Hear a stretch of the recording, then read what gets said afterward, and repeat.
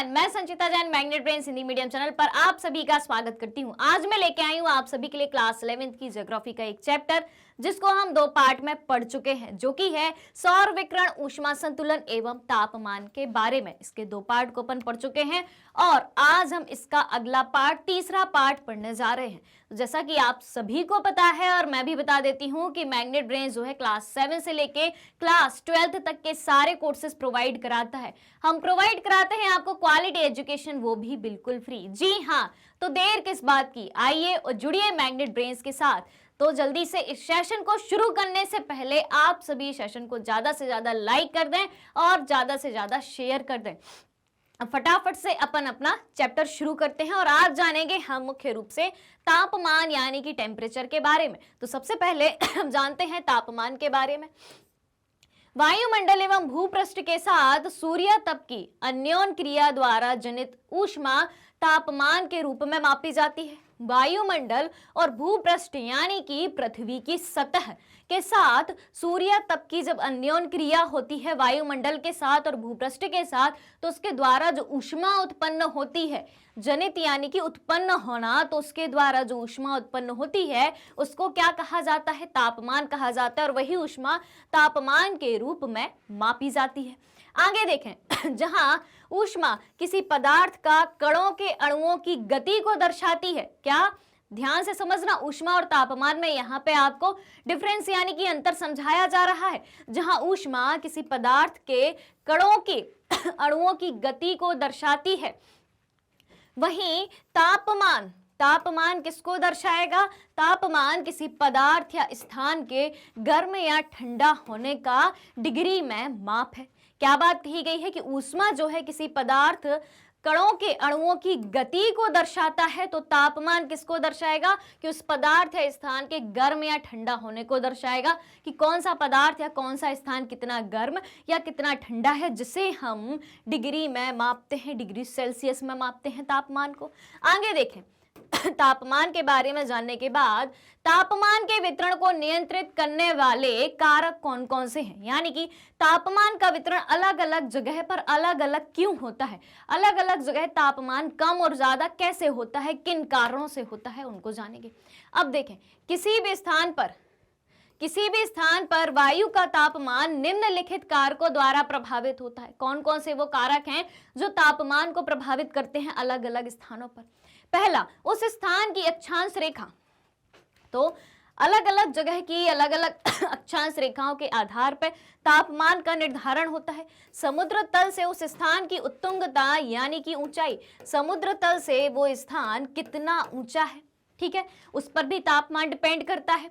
समुद्र की उससे दूरी, समुद्र से वो स्थान कितना दूर है, उस पर भी डिपेंड करता है कि तापमान कितना होगा। वायु संहति का परिसंचरण एक ये कारण हो गया। अगला कारक देखें, कोष्ण यानी कि उष्ण यानी कि गर्म। कोष्ण का अर्थ होता है गर्म। गर्म तथा ठंडी महासागरीय धाराओं की उपस्थिति, ठीक है, दो तरीके की महासागरीय धाराएं होती हैं, एक गर्म एक ठंडी, तो उनकी उपस्थिति से भी जो है तापमान प्रभावित होता है। और अगला कारक है स्थानीय कारक, यानी कि उस स्थान विशेष की कुछ भौगोलिक परिस्थितियां ऐसी होंगी जिनके कारण जो है तापमान प्रभावित होता है। इसको अपन इस तरीके से भी देख सकते हैं, क्षैतिज तापमान के वितरण पर प्रभाव। पहला देखें, अक्षांश, ऊंचाई, मेघावरण, सागर से दूरी, पवन, धरातल की प्रकृति तथा ढाल और महासागरीय जलधाराएं। इतनी बातें क्लियर। अब बढ़ते हैं अपन आगे। इन सारे कारकों को अब अपन डिटेल में समझेंगे। अब देखें, अक्षांश जो पहला कारक है लैटिट्यूड है, ठीक है। किसी भी स्थान का तापमान उस स्थान द्वारा प्राप्त सूर्य तप पर निर्भर करता है। किसी भी स्थान का तापमान किस पर निर्भर करेगा? कि उस स्थान को कितना सूर्य ताप, कितना सूर्य की ऊर्जा मिल रही है। सूर्य तप की मात्रा में अक्षांश के अनुसार भिन्नता पाई जाती है। अलग अलग अक्षांशों पर सूर्य का ताप जो है अलग अलग पड़ता है, तो उस हिसाब से जो है तापमान में भिन्नता पाई जाती है, ठीक है। अब देखें, उत्तुंगता यानी कि अल्टीट्यूड, उत्तुंगता को और क्या कहा जाता है? ऊंचाई। समझने की कोशिश करना अच्छे से। ऊंचाई, वायुमंडल जो है पार्थिव विकिरण द्वारा नीचे की परतों में पहले गर्म होता है। अपन ने अभी पढ़ा था कि पृथ्वी की सतह से जो विकिरण निकलते हैं जिन्हें हम पार्थिव विकिरण कहते हैं, तो पृथ्वी की सतह से निकलने वाले पार्थिव विकिरण के संपर्क में जो वायु आती है वो पहले गर्म होगी, उसके बाद उस वायु के संपर्क में जो उसके ऊपर की वायु आएगी वो उसके बाद गर्म होगी। यही कारण है कि समुद्र तल के पास के स्थानों पर तापमान अधिक हो जाता है, ठीक है, तथा ऊंचे भाग में स्थित स्थानों पर जो है तापमान कम होता है। यानी कि पृथ्वी से जो विकिरण निकले उसने सबसे पहले वायुमंडल की निचली परतों को गर्म किया और उसके बाद अपने ऊपर की परतों को, उन निचली परतों के संपर्क में जो ऊपर की परत आई वायुमंडल की, उन्होंने उनको गर्म किया। तो यही कारण है कि समुद्र तल के पास स्थानों पर जो है तापमान अधिक रहता है तथा ऊंचे भाग में स्थित स्थानों पर तापमान कम होगा। अन्य शब्दों में तापमान सामान्यतः उत्तुंगता बढ़ने के साथ घटता जाता है। तापमान जो है ऊंचाई बढ़ने के साथ घटता जाता है। ये ऊंचाई इस तरीके से बढ़ रही है, ठीक है, ऊंचाई बढ़ रही है। जैसे जैसे ऊंचाई बढ़ेगी और तापमान जो है कम होता जाता है। उत्तुंगता बढ़ने के साथ जो है तापमान कम होता जाता है, ठीक है, ये बात हो गई क्लियर।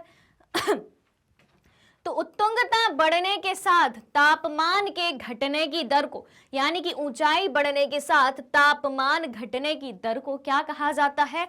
सामान्य ह्रास दर कहा जाता है या नॉर्मल लैप्स रेट कहा जाता है। सामान्य ह्रास दर आपसे सीधा पूछा जा सकता है कि उत्तुंगता बढ़ने के साथ तापमान के घटने की दर को क्या कहते हैं? सामान्य ह्रास दर कहते हैं। सामान्य ह्रास दर जो है प्रति 1000 मीटर की ऊंचाई बढ़ने पर 6.5 डिग्री सेल्सियस है। सामान्य ह्रास दर किस तरीके से है? किस तरीके से है कि 1000 मीटर की ऊंचाई जैसे ही बढ़ी, ये मान लो कि ये ऊंचाई है 1000 मीटर, ठीक है। अब क्या करना है भाई? अब क्या करना है? टेम्परेचर कितना कम होगा? 1000 मीटर की ऊंचाई पर टेम्परेचर जो है 6.5 डिग्री सेल्सियस जो है वो कम हो जाएगा। इसके बाद जब और 1000 मीटर ऊपर जाएंगे तो फिर से 6.5 डिग्री सेल्सियस कम हो जाएगा, ठीक है। यानी कि 2000 मीटर की ऊंचाई पे कितना पहुंच जाएगा? टेम्परेचर कितना घट जाएगा? 13 डिग्री सेल्सियस घट जाएगा। 6.5 plus 6.5 is equal to 13 degree Celsius. Clear हो गई ये बात? तो चलिए, ये फैक्ट, 2 फैक्ट यहाँ पे याद रखने लायक है। 3 फैक्ट कि ऊंचाई बढ़ने के साथ तापमान घटता जाता है, उसे ही क्या कहा जाता है? सामान्य ह्रास दर कहा जाता है। और प्रति 1000 मीटर की ऊंचाई पर जाने पर, प्रति 1000 मीटर की ऊंचाई पर जो है 6.5 डिग्री सेल्सियस की दर से तापमान घटता जाता है। चलो भाई, अब देखें हम समुद्र से दूरी की बात करें। समुद्र से दूरी किस तरीके से तापमान को प्रभावित करती है? किसी भी स्थान के तापमान को प्रभावित करने वाला दूसरा कारक है समुद्र से उस स्थान की दूरी। अब देखते हैं किस तरीके से प्रभावित होता है तापमान। स्थल की अपेक्षा समुद्र धीरे धीरे गर्म और धीरे धीरे ठंडा होता है। यानी कि स्थल जल्दी गर्म और जल्दी ठंडा होता है, जबकि समुद्री भाग जो है धीरे धीरे गर्म होता है और धीरे धीरे ठंडा होता है।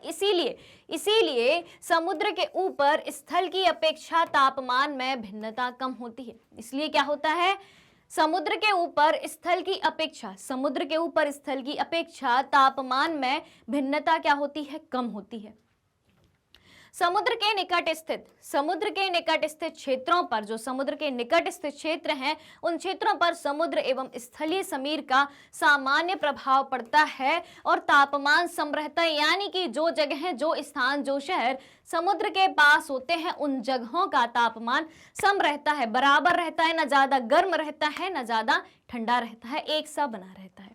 इतनी बात हो गई क्लियर। तो समुद्र से दूरी किस तरीके से तापमान को प्रभावित करती है, ये बात अपन ने सीख ली। अब देखें हम वायु संहति तथा महासागरीय धाराएं, ठीक है। वायु संहति तथा महासागरीय धाराएं किस तरीके से तापमान को प्रभावित करती हैं। स्थलीय एवं समुद्री समीरों की तरह वायु संहतियां भी तापमान को प्रभावित करती हैं। किस तरीके से करती हैं? कोष्ण वायु संहिता यानी कि गर्म वायु गर्म वायु जो है, वार्म एयर मासेस जो है, गर्म वायु संहिताओं से प्रभावित होने वाले स्थानों का तापमान जो है अधिक होगा। गर्म वायु के संपर्क में जो स्थान आएगा वो गर्म होगा। एवं शीत वायु संहिताएं, कोल्ड एयर मासेस से प्रभावित स्थानों का तापमान कम होगा, जहां की वायु ठंडी होगी वहां का तापमान कम होगा। इसी प्रकार ठंडी महासागरीय धारा के प्रभाव के अंतर्गत, इसी प्रकार ठंडी महासागरीय धारा के प्रभाव के अंतर्गत आने वाले समुद्र तटों की अपेक्षा गर्म महासागरीय धारा के प्रभाव में आने वाले तटों का तापमान अधिक होगा। जो समुद्री तट ठंडी महासागरीय जलधाराओं के संपर्क में आएंगे वो ठंडे होंगे, और जो समुद्री तट गर्म महासागरीय जलधाराओं के संपर्क में आएंगे वो गर्म होंगे। क्लियर हो गई इतनी बात? तो किस तरीके से महासागरीय धाराएं और वायु संहिता यानी कि एयर मासेस दोनों तरीके की, वो भी वार्म और कोल्ड, ठीक है, ठंडी वायु संहिताएं और गर्म वायु संहिताएं किस तरीके से जो है तापमान को प्रभावित करती हैं अलग अलग स्थानों पर, ये बात भी अपन ने समझ ली। अब हम देखें तापमान के वितरण के बारे में। भाई तापमान के वितरण को अपन अब और अच्छे से समझते हैं। तो मानचित्रों पर तापमान वितरण सामान्यतः समताप रेखाओं की मदद से दर्शाया जाता है। बिल्कुल दर्शाया जाता है। अब समताप रेखा क्या होती है भाई? समताप रेखा क्या होती है? यह वह रेखा है जो समान ताप वाले स्थानों को जोड़ती है। नाम ही है उसका समताप रेखा। तो समताप रेखा क्या होती है? यह वह रेखा है जो समान तापमान वाले स्थानों को जोड़ती है, जिसे कहा जाता है समताप रेखा। अब आगे की स्लाइड में अपन एक डायग्राम देखेंगे, उसमें और अच्छे से समझ में आएगा। तो जनवरी तथा जुलाई में होने वाले धरातल पर वायु के तापमान वितरण को दर्शाएंगे। अगले वाले चित्र उनको अपन देखेंगे। तो सामान्यतया तापमान पर अक्षांश के प्रभाव को मानचित्र में स्पष्ट रूप से देखा जा सकता है कि अक्षांश का प्रभाव तापमान पर किस तरीके से पड़ता है। ठीक है, अब देखें, क्योंकि समताप प्रवृत्ति में विचलन विशेष रूप से उत्तरी गोलार्ध में जुलाई की अपेक्षा जनवरी में अधिक स्पष्ट होता है। समताप प्रवृत्ति में अगर कोई विचलन उत्पन्न होता है, जहां पर ताप एक समान बना रहे पर विचलन उत्पन्न होता है, तो विशेष रूप से उत्तरी गोलार्ध में जुलाई की अपेक्षा वो विचलन जनवरी में अधिक स्पष्ट तरीके से देखा जा सकता है। अब यहां पे आप देखें, भूपृष्ठीय वायु तापक्रम का वितरण जनवरी के महीने में, ठीक है, और भूपृष्ठीय वायु तापक्रम वितरण जुलाई के महीने में। भाई जनवरी और जुलाई की बात अपन ने क्या पढ़ी थी कि समताप प्रवृत्ति में विचलन विशेष रूप से उत्तरी गोलार्ध में जुलाई की अपेक्षा जनवरी में अधिक स्पष्ट होता है। ठीक है, जुलाई की अपेक्षा जनवरी में अधिक स्पष्ट होता है। यहाँ पे आप देखें, जनवरी की हम बात करें तो जनवरी में रेखाएं जो है ज्यादा टेढ़ी मेढ़ी नहीं जाती हैं। ठीक है, ज्यादा टेढ़ी मेढ़ी रेखाएं जो हैं यहाँ पे हमें नहीं दिखती। ये अपना विषुवत वृत्त है बीच में, ठीक है, इसके नीचे का भाग देखें और इसके ऊपर का भाग देखें। उत्तरी गोलार्ध की बात हो रही है तो जनवरी में हम स्पष्ट रूप से देख सकते हैं इसको कि यहाँ पे 20 डिग्री सेल्सियस है। ठीक है, देखते जाएं, ध्यान से देखते जाएं। यहाँ पे जो है हमें ज्यादा डिफरेंस समझ में नहीं आता है जनवरी के महीने में, लेकिन वहीं हम उत्तरी गोलार्ध में जुलाई के महीने की बात करें, विषुवत रेखा के ऊपर की बात करें, तो यहां से आप देखें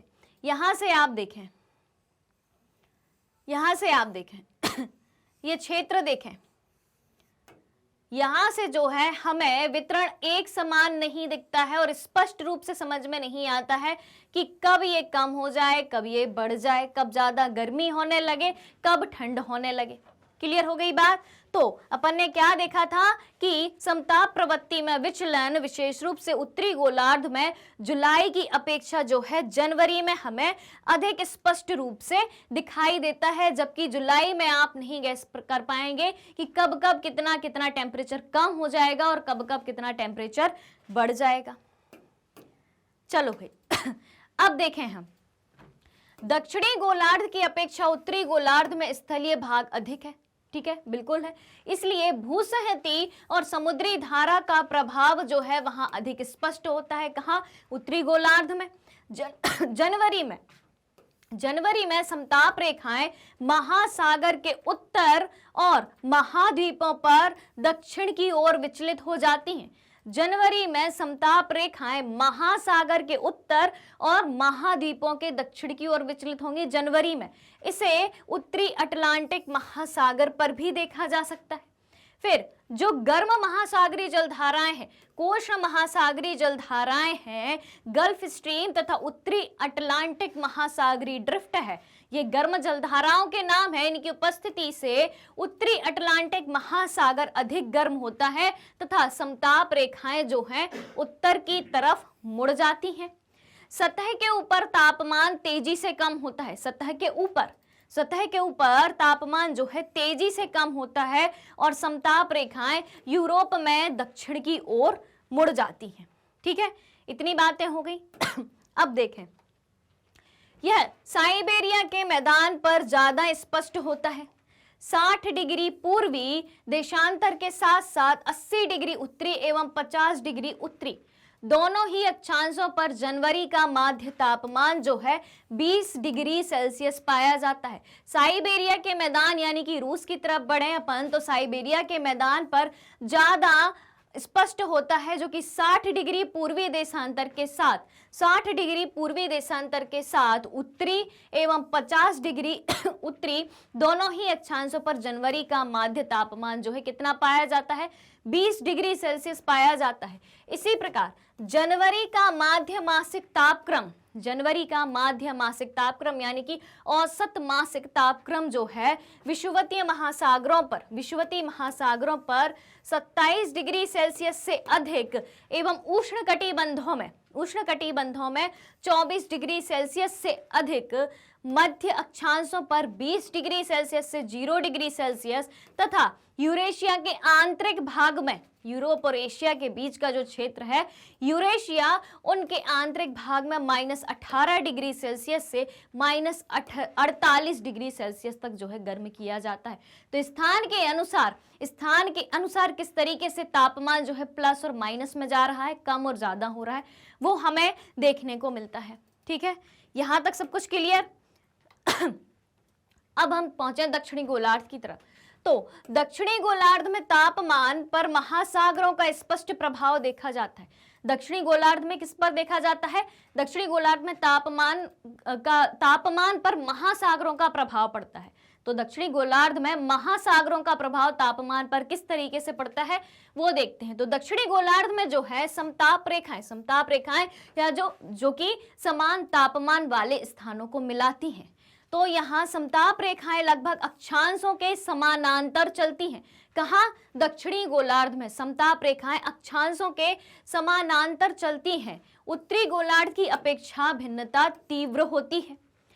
20 डिग्री सेल्सियस, 10 डिग्री सेल्सियस एवं 0 डिग्री सेल्सियस की समताप रेखाएं जो हैं वो 35 डिग्री दक्षिण, मतलब 20 डिग्री सेल्सियस की जो समताप रेखा है वो 35 डिग्री दक्षिण, 10 डिग्री सेल्सियस की जो समताप रेखा है वो 45 डिग्री दक्षिण और 0 डिग्री सेल्सियस की जो समताप रेखा है वो 60 डिग्री दक्षिण के समानांतर पाई जाती है, क्योंकि दक्षिणी गोलार्ध में जो है समताप रेखाएं अक्षांशों के समानांतर पाई जाती हैं।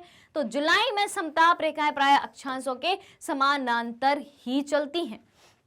विषुवतीय महासागरों की बात करें तो विषुवतीय महासागरों पर तापमान 27 डिग्री सेल्सियस से अधिक होता है।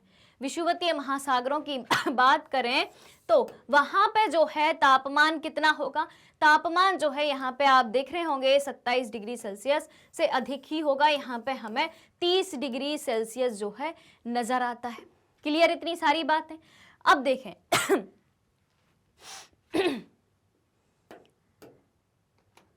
एशिया के उपोष्ण कटिबंधीय स्थलीय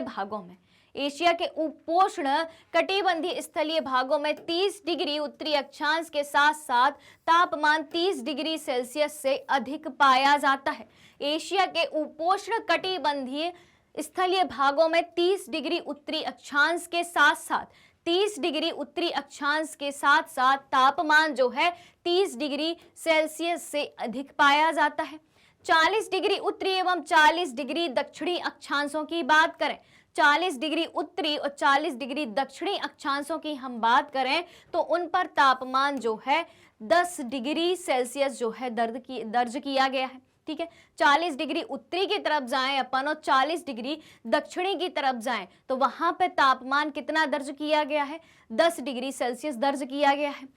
यह चित्र जनवरी एवं जुलाई के बीच तापमान को प्रदर्शित करता है। सर्वाधिक तापमान जो है, सर्वाधिक तापांतर जो है यानी कि ताप में अंतर जो है वो यूरेशिया महाद्वीप के उत्तर पूर्वी क्षेत्र में पाया जाता है, जो कि लगभग कितना है, जो कि लगभग 60 डिग्री सेल्सियस है। तो सर्वाधिक तापांतर हमें कहाँ देखने को मिलता है, यूरेशिया महाद्वीप के पूर्वी क्षेत्र में हमें देखने को मिलता है। इसका मुख्य कारण है महाद्वीपीयता।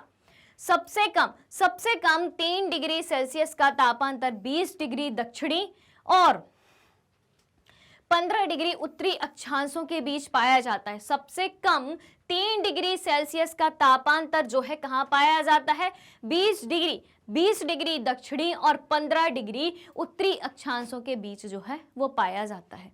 अब देखें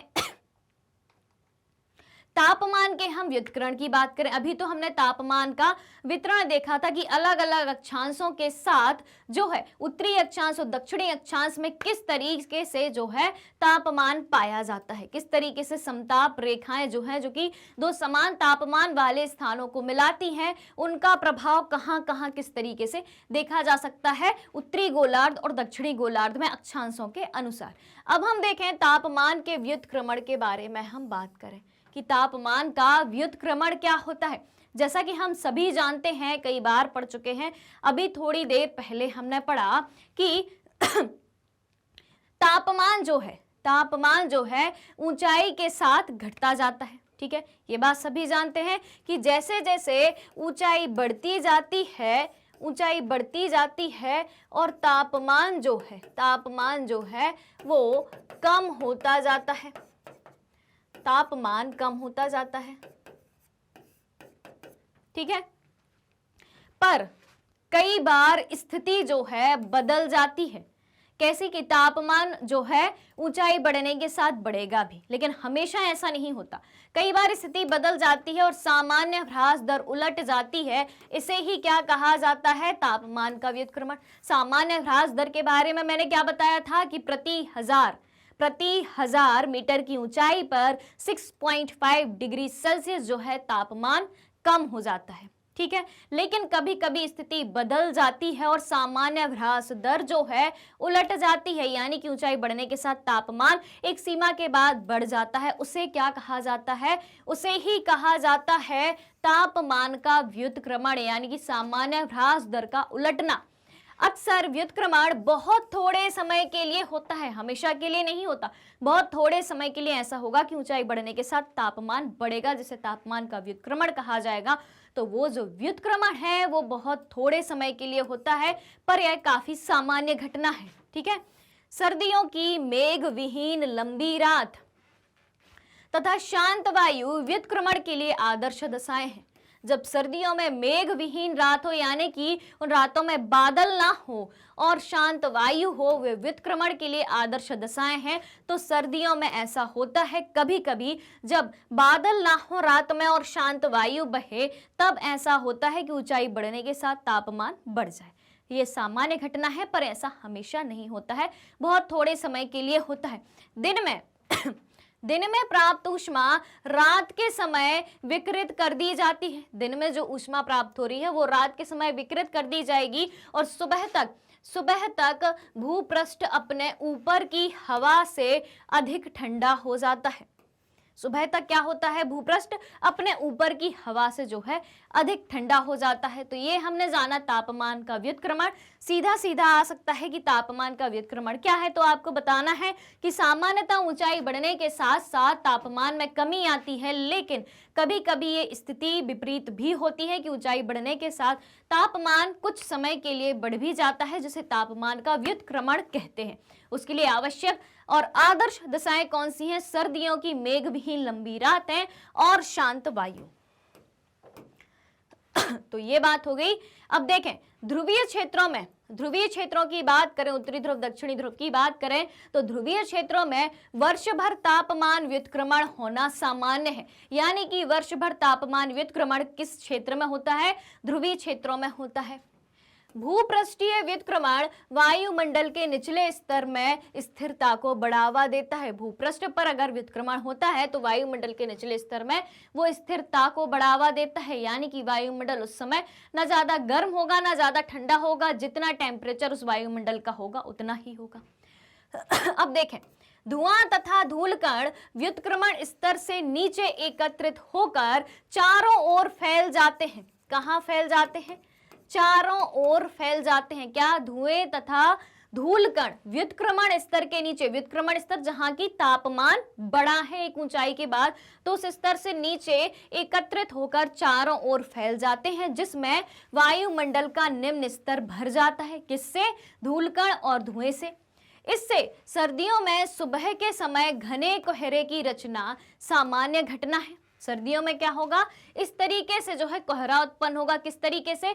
सर्दियों में कोहरा बनने का कारण क्या है कि जब धुआं और धूलकण व्युत्क्रमण स्तर के, यानी कि जब ऊंचाई बढ़ने से जिस स्तर पर तापमान बढ़ा है उस स्तर के नीचे जो है धुआं और धूलकण जो है एकत्रित हो जाते हैं, जिससे वायुमंडल जो है क्या हो जाएगा? वायुमंडल जो है, वायुमंडल का निम्न स्तर भर जाता है और वही जो निम्न स्तर है वही कोहरे का कारण बनता है। इससे सर्दियों में सुबह के समय घने कोहरे की रचना एक सामान्य घटना है। तापमान का व्युत्क्रमण भी हमने देखा कि कब होता है कि सर्दियों में जब मेघ विहीन रात हो और शांत वायु हो, तो उसी व्युत्क्रमण स्तर के नीचे जो है धुआं और धूलकण एकत्रित हो जाते हैं। ठीक है, और वायुमंडल का निम्न स्तर जो है वो भर जाता है और कोहरे की स्थिति उत्पन्न हो जाती है।